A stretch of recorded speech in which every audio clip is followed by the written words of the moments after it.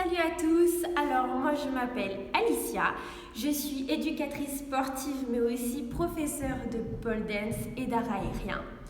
Aujourd'hui je suis aussi administratrice du groupe Pole Dance débutante sur Facebook et avec les autres admins on avait décidé de vous faire des petites vidéos de temps à autre pour dynamiser un peu le groupe. Dans cette vidéo on va parler de l'initiation. Avant tout, l'initiation, qu'est-ce que c'est? C'est le fait de recevoir ou de donner d'ailleurs les premiers éléments de quelque chose et donc ici de la pole dance.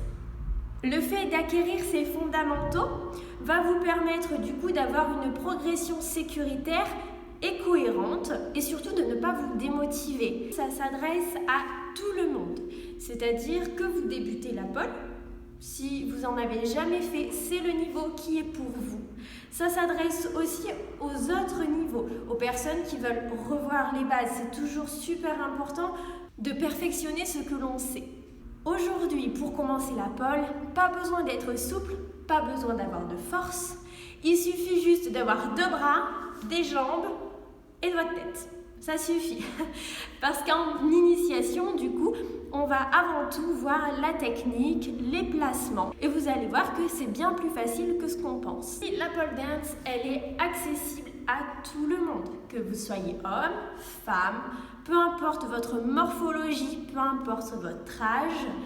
Vraiment, vous pouvez tous commencer la pole. Alors maintenant que vous commencez à la maison ou en studio, je sais que les studios sont fermés pour le moment, mais quand ça réouvrira, je vous invite vraiment à aller dans les studios de votre région pour commencer. Même si vous en faites à la maison, c'est toujours bien d'être accompagné par un professionnel, au moins de se motiver entre amis.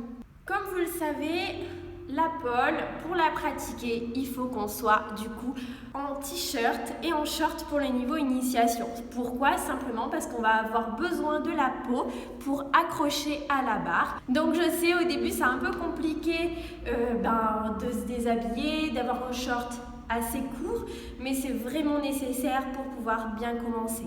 En initiation ou même dans les autres niveaux, on va classifier du coup les figures en 4 catégories.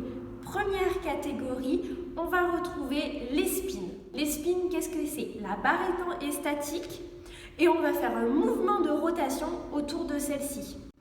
En deuxième, on va retrouver du coup les lifts. Les lifts, c'est le fait de monter à la pole, que ce soit pour une climb ou un V. Troisième, on va retrouver les tricks. Les tricks, c'est les figures qui sont posées sur la barre. Ça peut être un sit par exemple.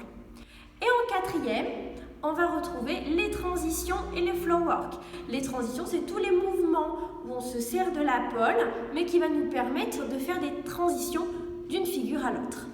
En initiation, on va aussi parler d'inversion. On ne va pas en trouver beaucoup parce que c'est le début, mais on en a quand même une ou deux. Après, je rappelle que ça dépend vraiment des écoles et que chaque école et chaque professeur ne classifie pas les figures de la même façon et ne les enseigne pas non plus au même niveau. Donc, l'inversion, qu'est-ce que c'est? C'est le fait d'avoir la tête en bas. Oui, d'accord, c'est bien beau, mais il faut les pieds aussi en haut. Une fois qu'on a la tête en bas et les pieds en haut sur la pole, on dit qu'on est inversé. En initiation, on va retrouver des grips différents. Alors, les grips, c'est quoi? C'est simplement la façon de prendre la pole en main. La prise de main, du coup, change d'une figure à l'autre. On va retrouver différentes figures. Donc, les figures d'inversion, comme je vous disais, telles que le crucifix invert, le cross knee, il en existe d'autres. Au niveau des spins, on va retrouver un front hook, back hook, le carrousel. Et en tricks, vous allez avoir par exemple le sit.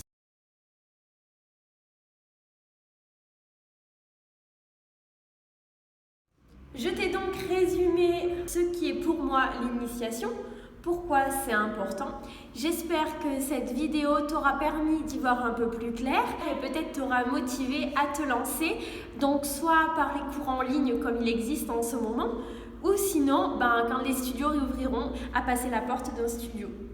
Et si cette vidéo t'a plu, n'hésite pas à nous laisser un petit commentaire avec les filles, on sera ravis de te lire. Et si vous avez des questions ou envie de voir autre chose, n'hésitez pas à nous le dire aussi. À bientôt, merci.